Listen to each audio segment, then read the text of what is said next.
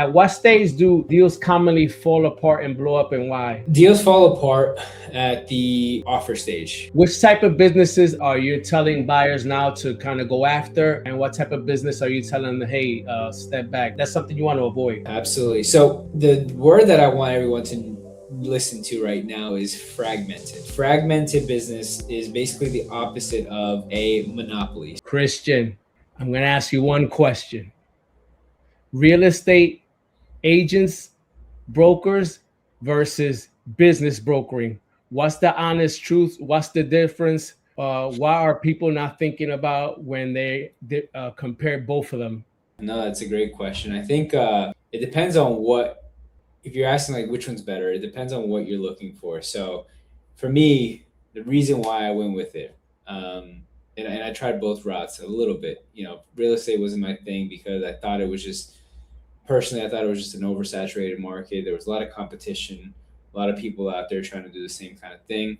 And then, it's very, very hands-on. It required a lot of personal time. You have to go out, do showings to properties, things like that. Whereas business broker, you have to do similar things, but you can scale a little bit more by, like right now, I work out of Florida, South Florida. I'm doing deals all across the country because there's a different kind of style of sales that we do, in the sense that a lot of the things that we sell, we have to keep 100% confidential. So it kind of works in my advantage. I don't have to be there showing the place every single time because, if I go there, an employee's going to sniff it out and they're going to say, hey, this person's been here for five consecutive days. I don't know what he's doing, but something's off. So we kind of do everything undercover and make sure that all of these transactions are done very privately. But yeah, if you're asking me like about time, business brokering, I think it's definitely more bang for your buck. If you're asking me about competition, I like business brokering for that as well. If you're asking me about our average commissions, we do 10% commissions on that. That's like our standard. Whereas real estate agent, their average is about 5-6% on a deal, depending on who you're working with. So personally, this is my case for business brokering. I think there's a lot of resources and money on the table for people looking to get into it. And in comparisons to the both, since you've been in both spaces, what's the learning curve? Yeah, the learning curve for business brokers is definitely a lot higher.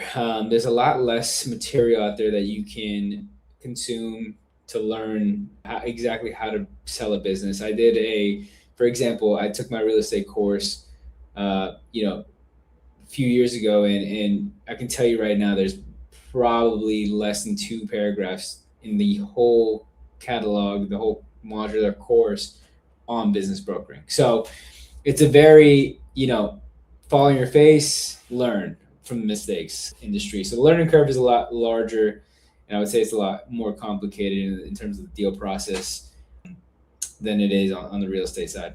That's a great perspective that you have. Like I said, you've been on both sides of the table. Now, Christian, walk me through a real deal you worked on, not the cleanest, a messy one, and kind of what actually happened in the process. Yeah, I mean, I'll walk you through something that I'm working on right now. I mean, it's been Perfect. a lot of back and forth. I have a company, it's a landscaping company that I'm selling, and it's commercial. So it does a lot of the shopping plazas, a lot of different type of commercial properties that you see out there. So it has some pretty big accounts that they service. And the thing with commercial service businesses is that usually they have a contract base. That's where their revenue's coming in from. They have contracts with the landlords of the properties. They're maintaining their landscaping. They're making sure that all of the trees are clipped, the grass is mowed. They're even doing some upgrades to make sure that they add some flowers and stuff to make it look nice. They've been in business for the last 26 years, and they have been very, very good in terms of reputation in their area. Fast forward to now, present day, the reason that they want to sell is because they want to move out of state. Now, I'm not going to disclose where the state is that they currently live in. It's somewhere in the middle of America. They want to get to the coast, to put that into perspective. Sure. So they ended up marketing the business. They came to me about 6 months ago. They wanted to sell it. I came in with my team. We did a full evaluation analysis on the numbers and said, hey, if we were to sell today, this is the price you were going to get. And I'm just going to use, again, figures just for example's sake, but let's say that we were asking for $750,000 for the business. The net cash flow was about $250,000 at the time of evaluating. Again, I'm saying at the time because the thing with businesses is that they fluctuate. No business is going to have exact same numbers month over month, week over week, year over year. It's just not how it works. And so we do a kind of like a rolling 12 evaluation where we look at the past 12 months and then we go based off of that. Or we do the latest year, that full calendar year. So in that instance, we were using 2024 as the numbers. So fast forward, we're approaching the end of 2025. We find a buyer. Now, this buyer is in a similar business. They're looking to come in and acquire it to kind of absorb the clients. I thought it was a great idea. I think the buyer, being in the commercial service space, he did something similar. It would just be an add-on. They would put together their systems, and they would just explode. And so they made an offer based on what the numbers showed at that moment. Now, again, numbers fluctuate. And so fast forward through what we are calling the due diligence period, which is the period of time in which a buyer goes in to the business, maybe sits with the owner day to day and sees the actual business functioning, operating, and takes a look at the numbers in a little bit more detail than normal. And so we're going through that process, and it is a seasonal business, meaning certain months or certain seasons, maybe the wintertime, they go a little bit slower, and then the summertime, they kind of increase in business. And we were doing the due diligence during a seasonal time in which the numbers started to kind of decrease a little bit. Now, again, this was a situation where seller says, hey, look, you don't have to panic. This is part of the business. I've been doing this for the last 26 years. I can tell you right now that come April, May, we're going to start seeing these numbers climb back up, and we're going to start hitting our peaks in months like July and August. And so right now is that stage that we're in. And so the buyer throughout Q1, he was doing his research on it, and he was noticing that the numbers were down. He said, hey, I don't think the numbers are there. I think we need to renegotiate, retrade is what we call it. Yep. And so he went to the seller and said, hey, look, this is what I need to do. I need to buy it at this price. At the time, we were asking $750. He offered in the beginning to buy it for $600. After doing his due diligence, he brought it down to $550, and he wants to bring it down even more. But through this transaction, we're seeing the numbers climb back up. So we're at a standstill in which the buyer and the seller are kind of with their expectations. Hey, the seller's like, hey, the numbers are coming back. My business is doing the numbers that I told you they were doing. We're just at a different point in time of the year. Whereas the buyer is saying, hey, I'm taking this on. Numbers were down Q1. I need to figure out how to justify what I'm paying for it. And so that's where we're at right now, negotiating the price of the deal. I think my job in this situation, just to kind of give you the brokerage point of view, is just to be the rock, right? Talk some sense into both parties to pull them into that middle ground and make sure that we come up with a sufficient price for them to both walk away happy.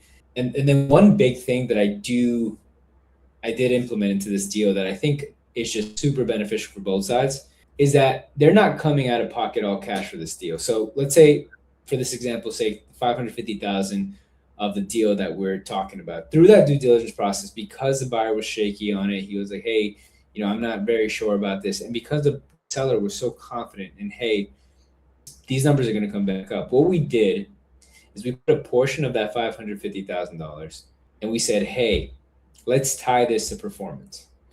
And so structure of the deal right now is $400,000 are going to be paid as a down payment. And then there's $150,000 at stake for the seller. So the seller, who's very confident in his numbers, if the business doesn't hit that number, he's out $150,000. And so we're tying it in. We're making sure that the seller, how does he feel about that?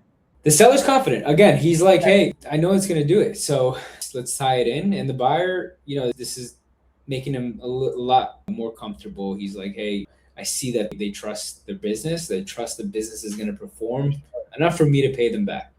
And so that is where I think the problem solving right now is going to end up. We're just negotiating kind of the terms of how that is going to be recorded. So, for example, right now, what I'm thinking is, let's 12 months for closing. Let's do a 12-month window of how the sales went, and if it hits a certain revenue threshold, then we'll pay it out. If it goes below that threshold, unfortunately, it's going to be null and void. That's peeps. That's a real life business brokering 101. You see how he's being creative, attaching performance to a price point where they can agree to. Again, these are the things that you incur in the business brokerage space. Christian Zamara is a business advisor with Headstone. And if you guys want to reach out to him, we'll drop all the show notes in the end of the podcast. But yeah, I have a follow-up on this question. How can you tell in the first 10, 15 minutes if you're dealing with a real buyer or kind of a tire kicker? Yeah, good question. So, and this is something that I was just speaking to my team with about today.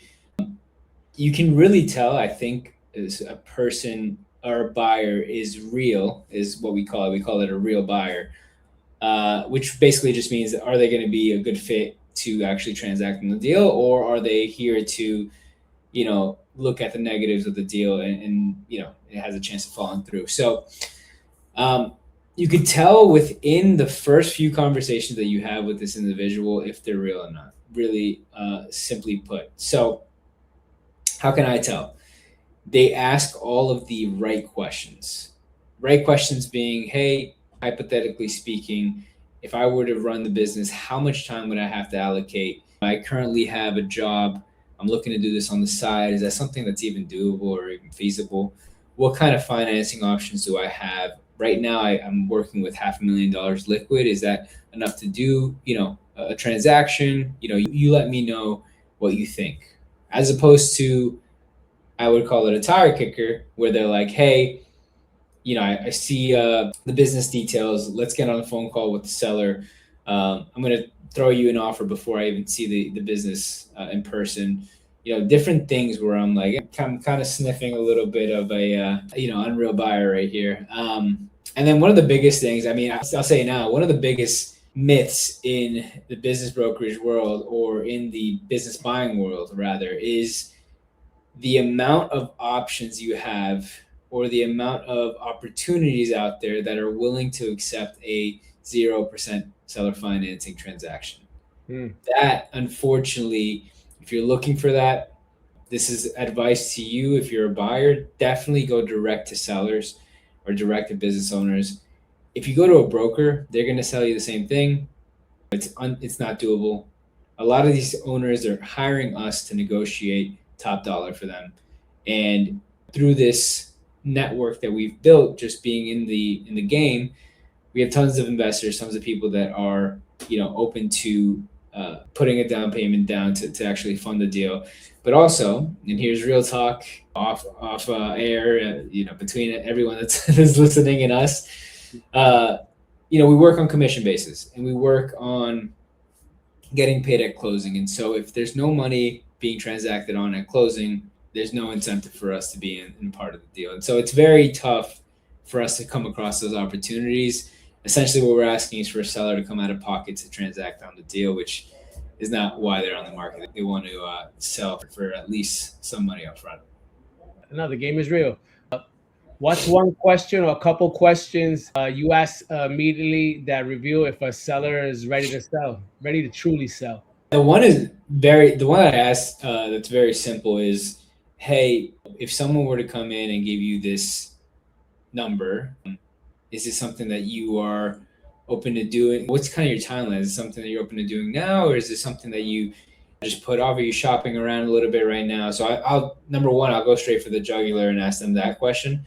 But also I would ask them the question of, hey, how are your financials? Are you planning for some type of structure exit? Is it a situation where you have to, you're starting to, you're calling me at the oh crap moment where everything is kind of just falling apart and now you need to get this offloaded? or is it something that you were planning for? And so that's important to know when talking to sellers, making sure that they are prepared for what's to come. And also, when it comes to the actual transition, a sale of a business is not just selling it to a person and then riding off in the sunset, retiring for the rest of your life. Selling a business, what it looks like is handing it off in a way that you're spending time really teaching and curating a relationship with the person that's going to be taking on essentially your legacy. And so, you're going to have a time of transition of 60 days to 90 days of just hand holding the new owner, making sure they're learning the ropes and making sure that they're going to be successful in the future. There's very little times where there's a sale and the seller disappears. And if it does happen, promise you it is not a good sign. For sure. You said previously, again, I follow, you said previously that a seller should sell when revenue's on the way up and not at its peak. And why do most sellers wait too long? Yeah, so it's a wise man once said, what goes up must come down. Again, numbers fluctuate in business. And if you're on the upward slope, it's very important to sell at that moment. And the reason why is because if you're selling at a plateau where the numbers were going up, and then you kind of stabilize into a flat line, that shows that there's heavy bottlenecks in your business, right? That you need to problem solve for. And that's going to be something that a buyer is going to have to come in and solve for. And so that's, again, additional work, and it's going to hurt your evaluation if it's something where, someone has to come in to break through that barrier to grow. If you're on the decline, even worse. Decline is what we call a falling knife, and we just don't want that. In terms of a buyer, they're looking for something to cash flow. They're not looking for a burden. So your buyer pool is going to shrink. There are people out there, believe it or not, that love distressed properties, love distressed businesses that are like, hey, if the seller is looking to offload this, we'll get a sick deal. We'll clean it up, and then we'll go ahead and maybe sell it in a few years when it's stabilized. And so that's the point that I get across to my sellers a lot is like, hey, I get it. The business is doing great right now. It's the roaring 20s for you all over again. But that could be the perfect time to sell to get the top dollar. If you wait too long and you hold, there's been so many situations where a seller comes to me and says, hey, I should have listened to you a year ago. Now my numbers don't look as pretty. What can we get for this? And I can't get them the same price. It has to be a little bit lower. And so the urgency is there for businesses and individuals that have growing businesses, for sure. Yeah, it's important that you build a trust where a seller can kind of believe what you're telling them, right? And that's kind of relationship building, like, knowing trust and getting them to kind of pull the trigger when you kind of say to, you're navigating them, right? You're going to be negotiating. And sometimes, sellers wait, and then they kind of, be like, oh man, I'm kind of stuck. What should I do now? And I'm sure that's happens repeatedly. I guess it's baked in the game somewhat. But I got another question for you. Walk us through how you analyze a deal, and what are some numbers, a couple of numbers you look at, and why? Yeah, good questions. And here's going back to why the learning curve of being a business broker is so much larger than a real estate agent, because there's so many different industries and businesses, right? So it depends. This question, it really depends on what industry you're telling me to look at. But I would say on a high level for any business, we're looking at your gross revenue. We're looking at your net income, or your SDE, which is your bottom line after all of the expenses are paid out. What are you left with at the end of that? We're looking at your team. How many employees do you have? What does the org chart look like? So org chart is basically a diagram that shows the chain of command. So if you're at the top, there's employees under you, maybe managers, and then you have the other employees below them. So we want to see that. We want to see how involved you are. So a quick number to note is how many hours are you spending per week running this business? That's an important number.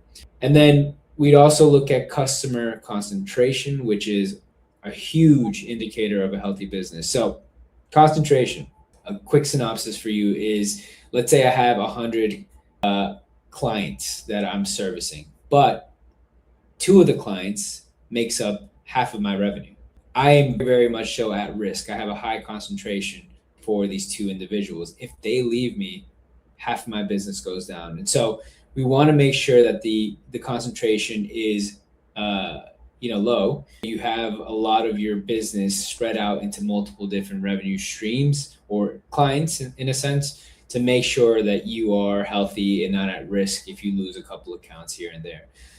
Because again, it's just the nature of business. You win some, you lose some, and it's always ongoing. So those are some big indicators that we look at. And if it's a brick and mortar, which means a physical location business, then we're looking at your lease, how many years you have, what you're paying in rent. Is it within the market value range? Is it too high, above market value, which is not a good thing? Is it very low, which could be a very good thing for someone?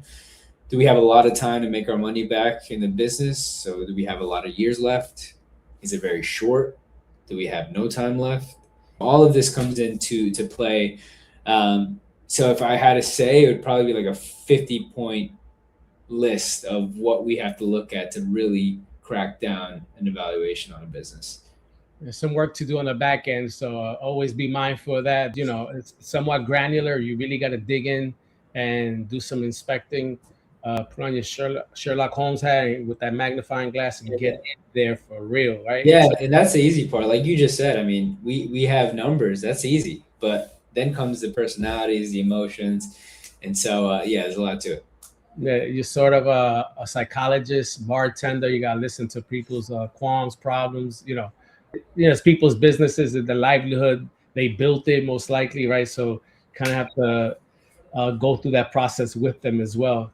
The disconnection of a business is a real thing. Absolutely. I have which type of businesses are you telling buyers now to kind of go after, and what type of business are you telling them, hey, step back? That's something you want to avoid. Absolutely. So the word that I want everyone to listen to right now is fragmented. Fragmented business is basically the opposite of a monopoly. So a business that is not fragmented would be like smartphone manufacturers, right? Like Apple or Samsung. They're monsters, right? They're dominating the industry. Whereas fragmented would be the complete opposite. How many mom and pop roofing companies are you seeing out there? How many mom and pop landscaping companies are you seeing out there? How many mom and pop laundromats are you seeing out there? And so if you're a first-time buyer or business buyer that is looking to get into the industry for the first time, I'm looking at these fragmented industries. So things like laundromats, as I mentioned before, things like home services, things like car washes are still good. I would stay away from things that have been already heavily acquired by private equity, and there's a lot of competition in it.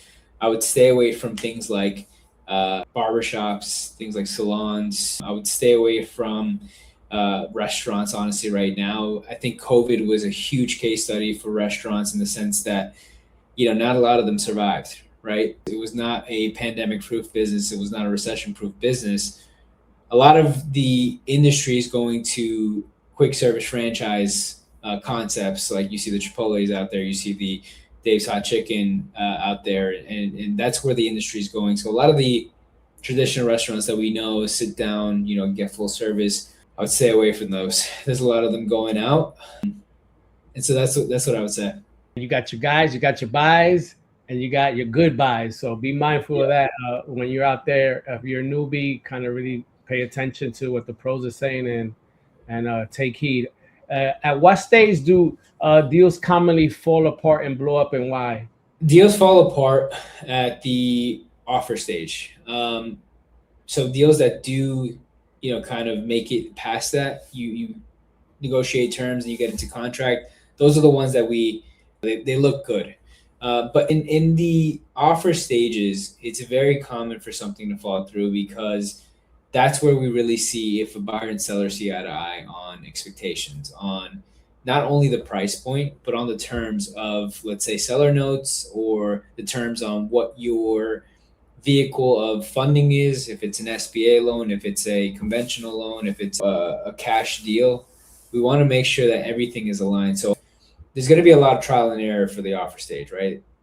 Buyers come in, they make offers, you see exactly where your seller wants to be, get a little bit more of a grasp, go back to your sellers, give them a little bit more education on what the seller's like, what he wants, and then you can kind of do your due diligence on that front. So I would say the negotiation part on the offer stages or things like the LOI, that's where you see 70 to 75% of deals kind of fall through and don't make it past. How about like for backup offers on a business?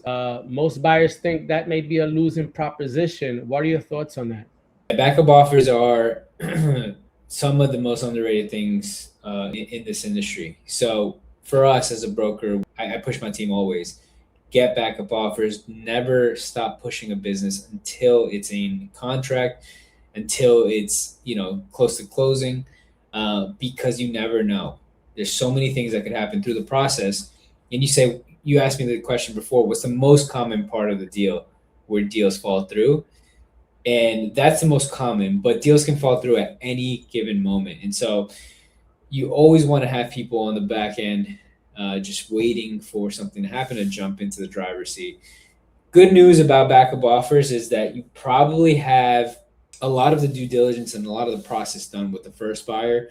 And let's say they fall through and you have to pivot to someone else, you have all of that data. And so you're kind of expediting that process. You're not starting from square one. So always do your best to put in backup offers. Not only is it good for the buyers, but for the sellers, they also get fatigued as well. And so if they're going through a process and there's 2 or 3 buyers that they already went through the process from, and you're like, hey, Mr. Seller, let's try this 4th guy. And they're like, hey, maybe it's better if I just hang on to the business. It'd be a lot better if you didn't have to go out to find the 4th person. You can have them ready just to jump in and move. And so that's important to have. Just having those backup offers it's huge. Yeah, backup offers means you're patient and you're just sitting and waiting and lurking for a deal to go bad, and they do go bad, right? So it's mindful, and for all the reasons that he said, you're actually in good position to execute, right? So that's a pro tip. Pay attention. If someone has some money, 200,000, 500,000, and wants to kind of buy their first business in the next 12 months, what is the exact first step they need to do? So that's a big step when it comes to looking to purchase a business. Is number one, you want to know what industry you want to get into, right? So we mentioned before, hey, how much time am I going to be able to allocate to a business right now? Is it something where I need it to be absentee? I run it remotely, maybe come 2 or 3 days out of the week just to make sure everything's running fine, or do I have the capacity to go all in and be full-time operator, right? So really dictating exactly how much time you have to allocate to a business. For us, it's a capacity question that we ask buyers. Hey, what's your mental and time capacity when it comes to actually running a business day to day?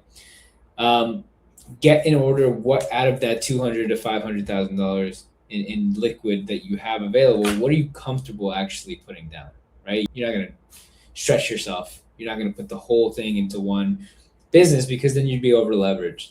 And so you want to know exactly the dollar amount that you'd be willing to put into a business. 3, important to note is what kind of industry you want to get into. Again, we were talking about what industries am I turning people away from, what industries am I guiding them to. You want to have something that is pandemic proof, recession proof, and AI proof. Now with AI coming to the market, it's a whole different game. I have a lot of software companies that they're looking to list, but AI is kind of on the verge of taking them out. And so you want to be very mindful of these things. But I would say those 3 things: capacity, the capital that you're willing to put down, and then the actual industry that you're looking to get into. Those are important. And then from there, you get in touch with a good broker, and depending on their deal flow, they should be able to find you options. No deal is ever going to be perfect. You have to make it perfect through negotiation and through just creativity. But again, that's the steps that I would take. Thank you, Christian. You gave some great insight on the business of business brokering and how to purchase businesses as well as a potential buyer. All these things that a newbie would not know, right? So you gave a great context, a baseline, a foundation where people can follow. Segue into that, where can people find you, Christian? And if people want to sell their business or connect with you, how can they reach you? So I'll give you my information to put in the description, but you can find me on Instagram at Cesar Sells. That's CZARSELLS. I'm also on hedgestone.com. And I have a Calendly that I'll be able to give you and have it sent out to individuals that want to connect. I'm open. I'm very willing and able to help educate the people out there to buy businesses, because that's what I do. I'm a business buyer myself, and that's exactly why I fell in love with this industry, is because I can go out there and help other people do the same. I appreciate you hopping on in the Investor Daily podcast, where we make the information the star, and keep tuning in. I appreciate you guys' support. Christian, again, thank you for showing up and showing out. Absolutely. Thank you for having me. Appreciate you again.